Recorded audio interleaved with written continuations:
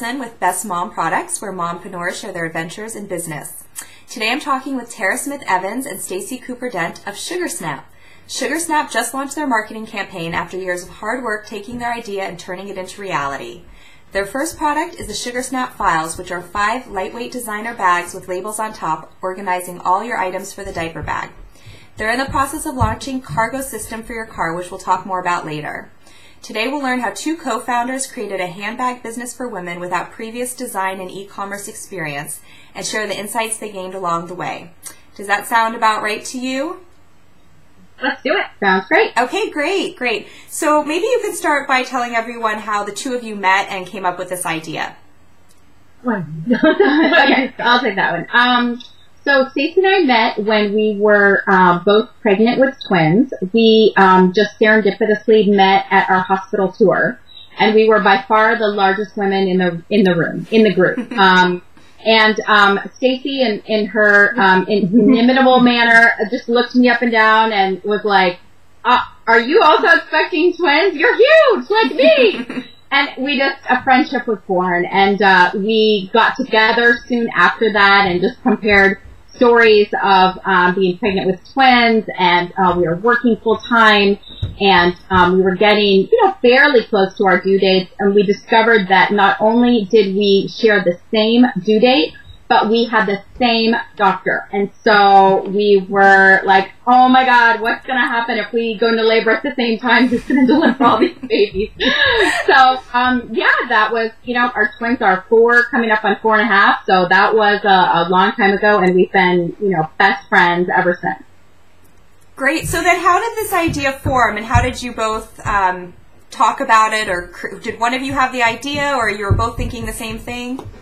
I think there were a couple things. So right after our babies were born, our friendship continued to grow, and we saw each other all of the time with these 4 babies, and we would sit around and try to come up with ways to make life easier. We were overwhelmed. We were joyous when we brought these babies into our house, but we also found it totally overwhelming. We had been very organized, professional women, and all of a sudden we had all of this stuff coming into our house, from our diaper bags to our houses to our cars, and we couldn't figure out how to handle it. So we were continually trying to figure out what is the right stuff we need to have in our lives to make it a little bit more organized. And then I think our babies were probably about 1.5 years, and we were at our local park one day, and one of the babies started crying, and we dove into those diaper bags to find a pacifier, and literally it was in there, but we just couldn't find it, and we knew there had to be a better way. So that was the conception of the idea, but we had a lot of ideas along the way, too. Mm-hmm. Yeah, so how did you decide that this was the idea that you were going to move forward with? Well, we did a lot of market research, a lot of market testing. As soon as we started talking about a new way to organize all of the stuff that you carry around in your diaper bag, we knew that we were onto something. And then the more moms we talked about completely agreed with us. It seemed like we all either invested in or were given as gifts these beautiful diaper bags with millions of pockets and zippered compartments and pockets on the inside and outside. And it was sort of counterintuitive, but what we found is that actually all of those compartments made you lose all of your stuff. It did not make you feel more organized. And so we talked to lots of moms, we had focus groups, and the more we talked about it, the more we knew that this was something that was a really new and innovative idea, and that's what made us really want to pursue it. Yeah, so you felt like it resonated with the focus groups, and from there, was it kind of a light bulb, like when you got that reassurance? No, the idea was a light bulb, for sure. Mm-hmm. We knew that we had come onto something that moms needed to find a way to make their diaper bags more organized. But what we didn't know was what it was. So we went out, we did quantitative and qualitative research, in all kinds of ways. With our local mothers club, we did online surveys, we did focus groups, and from what we started the idea with to where we ended up was entirely different. It was 18 months of pure development before we even got to the manufacturing and marketing side. So if you would see our first round of prototypes to where we ended up, you wouldn't even recognize, I think, the innate concept is still there, but what it ended up was very different. Okay, so tell me about that. What did the first round of product look like? Did it look like something you had envisioned? Did you hire a designer to put something together, to draw something for you? We did. So initially we were stumped because this was not in our areas of expertise whatsoever. The whole idea of designing a bag and manufacturing it. So we sort of felt like we should invest the money in hiring a quote-unquote expert. And then we hired someone who came very highly recommended.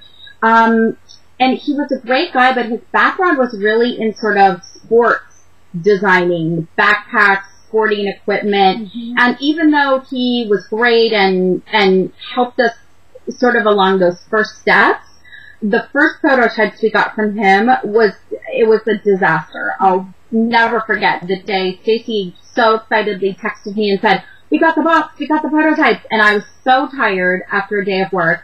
I almost just said, open them and tell me what they are. And then I realized this was such a huge moment for us. So I drove over to her house after work. We opened them together, and we both just literally almost burst into tears because it looked like something like a feed bag you'd hook on a horse.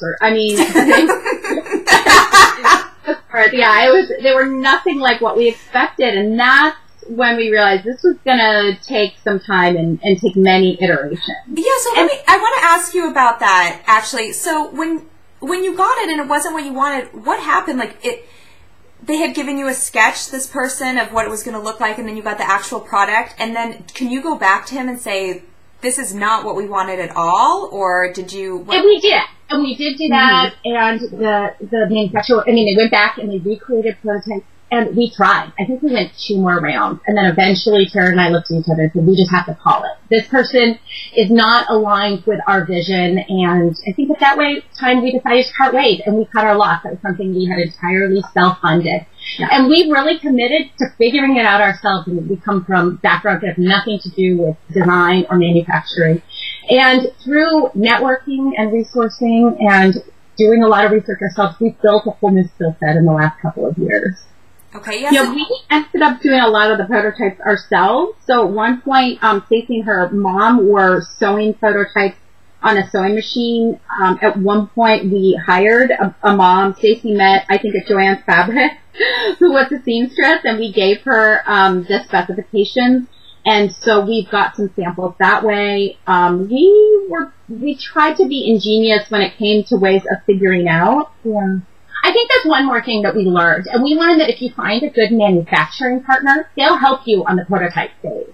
So we had all of our work done, but when we actually went to make the production, because we had to get different materials and different hardware and things to make it all fit together, there were a number of iterations. And we worked with a manufacturer that would send us the product created in 5 different materials so we could feel them all.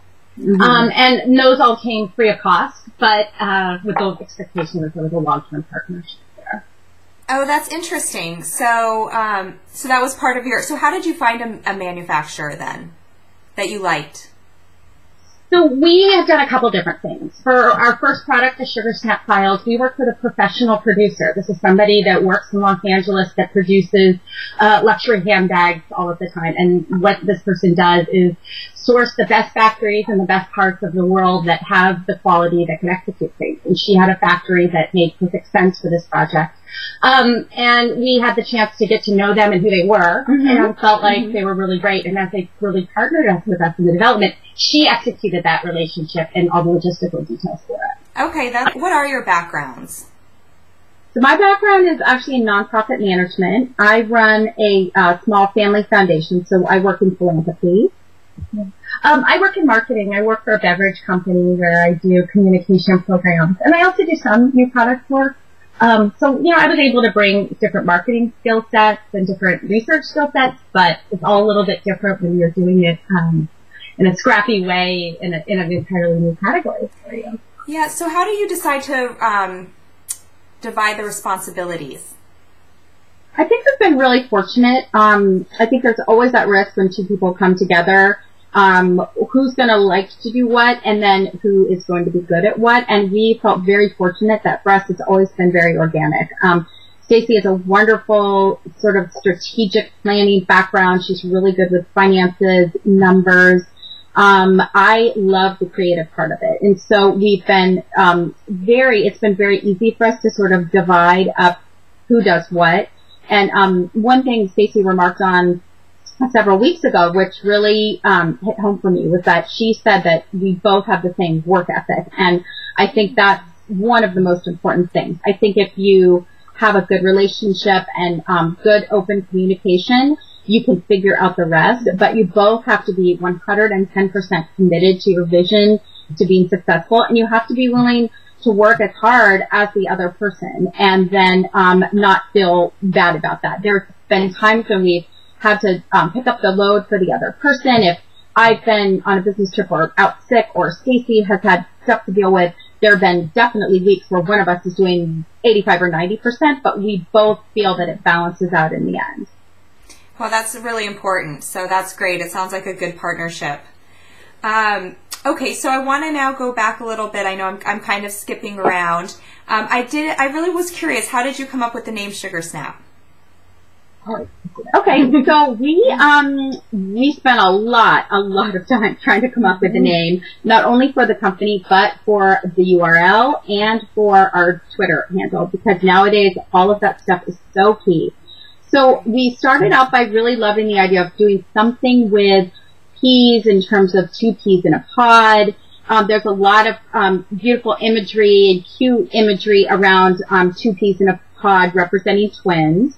And then we wanted something that kind of popped, that was a little bit cute sounding, but not cutesy. We didn't want to go the total sort of little baby route. And so we came up with SugarSNAP after many brainstorming sessions. At one point, we even talked about whether or not we should engage a company that does that, and we thought, yeah, we could do it on our own. So we came up with the name SugarSNAP. Of course, that URL was taken. So then we went back to the drawing board in terms of how to make it our own and how to make it a website. We came up with the preface, hey. So that's why our URL is Hey SugarSNAP. Then we decided to carry that into Twitter and Facebook. And one of the kind of interesting things that happened is when we registered somewhere with SugarSNAP, and we had the hey in front of it, Stacy got an email that was addressed to Hey Sugar, blah, blah, blah, blah, blah. That was our account name. And she said, oh my God, I love that. That made my day, getting that email that said Hey Sugar. And we thought, you know what? That's so fun. That is like a super fun kind of mom-to-mom, girlfriend-to-girlfriend way of relating. So we just went full speed ahead with Hey SugarSNAP. And if you know, in our tagline is Hey Sugar, and if you see it on our website, you'll see that we use a lot of that language now. And just recently, the professional namer Twittered us and said, what a great name! Oh! Instead of all compliments, because, you know, just to get something like that from somebody that names companies every day was really great. Yeah. Right, no, that is. So, since we're kind of on the marketing realm of how you came up with your brand and your name, so then you went on to building a website. Did you do that yourself, or did you decide to outsource that? We sort of did both. We hired someone to help us design the logo, and as it turned out, we didn't know this at the time, it was a designer from the Midwest who happens to have 2 sets of twins herself. Oh my God. So we just totally bonded over that, and she was fabulous. We found her on Etsy, and then we really tried to have a big impact into how that design process went. So, for example, if you notice, we have the peas in a pod, and we have 4 peas that represent our kids, and between us we have 3 boys and 1 girl. So that's why there are 3 green peas and 1 orange to represent my little girl. So we wanted some meaning behind that. Then when it came to doing the website, we started off, as many entrepreneurs start, by trying to build our own website using sort of a preset template. And we quickly realized that was not going to do it for us. We had no flexibility in terms of the design or the user interface. Did you use like WordPress or? No, we started just using the GoDaddy site. They have sort of a program that you can purchase beyond just hosting, that you have to fit your information in. Okay. We weren't even up to speed with WordPress yet. And because we just wanted the website to look beautiful and function well, we knew that that wasn't going to do it for us. So we turned to our local Mothers Club, and there was a woman on there who was starting her own business programming website. And we partnered with her, and we were able to do it at a fraction of the cost because we art directed it ourselves. I mean, we found the images, we designed the background, the color scheme, and we spent many, many, many hours working on just the, the functionality as well as the design. But we were able to do it in literally just a fraction of what it would cost someone if you hired someone to do it. And I think the other thing is that we decided early that there were going to be certain things that we were going to spend money on and certain areas we were really going to try to save. And our website is something that we knew was really important to us and our brand and as we launched, so we decided to put our resources there. Mm-hmm. Okay, interesting. And so, okay, so you had an interesting tactic that when we had talked about it before. Your website is up, but your product's not ready. And you decided to start marketing the product prior to actually having it. So I'm curious how long you did that for, why did you do it, and what effect do you think it had? Well, what we really want to do is we want to create a brand. We don't want to just offer one product. We want to create all kinds of things and all kinds of ways that we can be parts of moms' lives to help them be more organized so life can be more fun. We decided to launch our social media about a year and a half before our product launched. So we started collecting getting Twitter followers, Facebook fans, and we launched our website probably almost a year before our product was available. So that gave us a lot of time to, one, get all the kinks out, but start to build relationships with our target customers early. Yes. Yeah, we felt that was a really important piece. We wanted to also create, in addition to a brand that moms loved and turned to as their, babies were born and then grew up through toddlerhood and school-age kids, but we wanted to create a sort of community around our products. Again, sort of going back to having that ethos of, we're real moms too, and we feel like every mom is a working mom, and having kids is wonderful, but it's hard, and it's okay to say that, and you don't just have to keep that inside that you're really overwhelmed by having kids. And so we had, I think, close to 400 Twitter followers before our product was even launched, and a lot of that, and Facebook as well, was just us talking about our day and how tricky it was to juggle everything and being really honest about that. And then we would post articles that we saw online that were anything we thought might be relevant to moms, whether you worked in or outside the house, and just, the struggles and the joys. And so that was, for us, a very different path to follow. We didn't know very many mompreneurs or folks in startup companies that really focused on their social media before they even had a product to sell. Okay. But we thought, what an innovative way of sort of trying to build up this identity for ourselves and our company, and then we get our products up that really, fell in line with all of our values.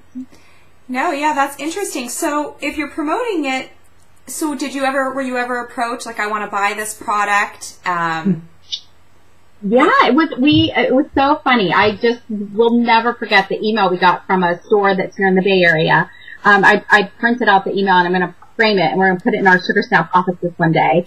And it said, I love your product. I want to carry it. Where, how can I order it? Wholesale. And we had to email back and say, oh my gosh, we're, several months away, but we will let you know. And now we're just in the process of following up with that person. But yeah, it was just fabulous to get that kind of stamp of approval from a retail store. And today, the same thing happened. I've got a couple of emails actually from mom bloggers that want to review the product, and that's for the cargo unit, which we have photos of, but we won't have that, for another probably month or two. So that's been great. Yeah, so maybe you could tell me a little bit about that. So the cargo is another product that you have coming out, and I think we talked about before you were self-funded. And so tell me, it's interesting what you're doing this time around. So we devoted a lot of resources and time and money to the SugarSNAP files, over the course of about a year and a half, right? Maybe even more. And so when it came time to designing cargo, we again really felt like we were onto something. Every time we mentioned to a parent that we were working on a product to help them organize all of the baby and kid stuff they carried in their cars, their eyes lit up. And they were like, I want one. When can I buy one? And so we really wanted to push the envelope a little bit and launch our second product while we were in the process of launching our first. But because we had self-funded the SugarSNAP files development and manufacturing process, we felt like we needed to turn to sort of a creative venue to raise some seed capital. And we looked at the various options we had, and we felt like one of the online crowdsource funding venues might be a good fit for us. So we decided, in the midst of everything else we had going on, to develop and launch a campaign on Kickstarter.com. Okay, so tell me, for the people who don't know that are listening to this that aren't as familiar with crowdsourcing, what does Kickstarter do? So Kickstarter, it says it's the largest online funding platform. And so anyone from an artist who has a documentary film to a writer who has a comic book that they want to get published, to designers, and there are tons of tech products that need seed funding. So you apply to Kickstarter, you submit a whole proposal, which will then become your campaign. And I guess about half, maybe a little bit over half of the proposals are accepted. And then once you're accepted to Kickstarter, you launch your campaign, and it's an online platform. So everything you produce is on a Kickstarter page, and you set a goal for yourself, a fundraising goal. And I've seen them as low as a couple $100 up to tens of thousands of dollars. Okay. Now, the trick with Kickstarter is that it's an all or nothing proposition, which is really scary. So what that means is your campaign is 30 days long. If you don't reach your goal, you don't get any of the money that you have raised from people, even if it's 80, 90, 95%. Wow. And so you have to promote the campaign. So you send out the information to anyone you could think of that might want to support you. And they make a pledge. Not a charitable donation. A lot of people get confused. Okay. It's a gift, but the really cool thing about Kickstarter is that it's called a reward. And so you actually give people, your backers, rewards that are often your products. So it's a win-win situation. So people who backed our campaign, which is halfway through, at certain levels can actually order the SugarSNAP files, and at a slightly higher level, they can pre-order the cargo system. So that's the appeal, and the impetus, really, the motivation for people to make a financial contribution to your campaign, is that then they get these rewards. So where are you, how many days has your campaign been running, and where are you at now? So it's halfway through. We have 2 more weeks, and I think we're 63% funded. Okay, wow. We feel like we have a long way to go. We were given the advice that you have to promote, and that's all we've been doing for the last 2 weeks. But it's really tricky. You realize, you can't just send an email request to your circle of friends and family. It's like then the next concentric circle, and the next, and then total strangers, and then at Starbucks, and then, and the point is that people don't really understand how it works, and so we try to get a message that it's a great way to get our products and help us get this amount of seed financing to then put into the first order of the cargo unit. Yeah, it's incredibly cool, and it's great to get moms and all of our followers to engage with us. It's a lot of work. Yeah, so I'm curious then, out of the people that have funded you so far, are those mostly people you know, or are there strangers? I think half and half. Yeah, we've really reached out through social media networks. I've asked a ton of people to retweet the link so that if you are curious, they can go to Kickstarter. And then the whole key, I think, successful Kickstarter campaign is to get beyond the people that you know. And even the people that they know. You've got to break out of that, and you have to appeal to total strangers who see your page, made a video, and since then we've video update. There's product information and photos, so you have to reach those folks who don't know you, see what you're trying to do, and love the idea, and then Stacy and I both supported probably 20 campaigns altogether. My husband does too. So, and we didn't know any of those people. We just were impressed with their products. Okay, interesting. Okay, so That's exciting. I hope you get funded. So let me ask you, so if the end of this comes and you're not funded, what do you do next? I'm sorry. I don't mean to be a downer. I have all the faith in the world that you'll be funded. Oh, no. You are so funny, Tara, by the way. Yeah. Oh, my God. You just look at all the funding. I mean, we have a long tradition, and so we're looking at loans, we're looking at angel investors, we're looking at partners. Right now, we're really making our decision to be fully self-funded, but moving forward, we're going to need a big plan. So we're investigating a lot of things. Yeah. I hope you're funded. I'll make a pledge. I will. I promise. So I want to talk to you also about, you've done a lot of marketing. I mean, I see you on Facebook, and you definitely have a good, a strong point of view, a good personality. It's very engaging. I always laugh when I read your posts and or smile. And even as you're, I think we were talking about, you were begging the Kickstarter folks to get on their preferred list or something, and it's it's entertaining regardless to read that, because it really shows. I hope I don't get a restraining order from Kickstarter. No. I've been tweeting them constantly for 2 weeks now. Oh my God. Yeah. My picture up at their office or something. I don't let this woman in. I'm sure it is. You should send them the files. Like, look how great this really is. Okay, so talking of, I want to talk to you a little bit about giveaways and deal sites. More so deal sites. So you did a deal for Plum District. Can you tell me, first talk about how Plum District works and your experience with it? So 3 days after we got our inventory, we decided to go ahead and reach out to Plum District. We are both followers of their site. We think what they do is really cool, and we love the products they offer. We sent email with just a short description, and I'm not kidding, 10 minutes later, the national spokesperson called. And I was taken aback. What? Yeah.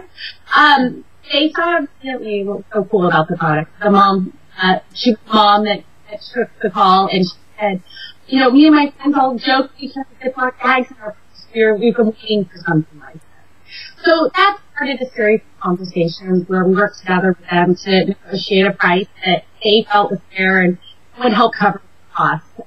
It's really it is a marketing program, not a program for us. And so we selected the date, we selected a price, we figured out how we would split that, and from there they created all the codes, they integrated our site, and launched our campaign, and it lasted 7 days. Okay, cool. Yeah, it was super fun.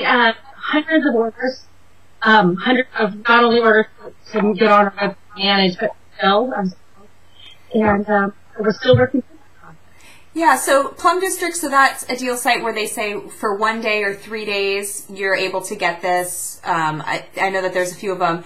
And then, so how many people do you use like Google Analytics or something like that to track how many people come to your site, or? Yeah, in those days, even though we had just launched the product on our online store, the vast majority, I think 85% of the visitors to our site were from District. And so what they do is they say their site, by mom, for mom. So it's our perfect target market. And then, at the District customer, you buy a voucher. And that gives you a deep discount, but then you go to our website and use the voucher. So they don't do, unlike some of the daily deal sites and promotional online pieces, they don't do the fulfillment. We do that. So we take all the orders, and then we send them out in a whole process. But as I said, it's a great way to get our product out there. I mean, we sold 100 vouchers, but I'm sure, literally thousands of people saw the promotion and the photo and the product because it was a national promotion. I think we had 5,000 visitors within the first 8 hours.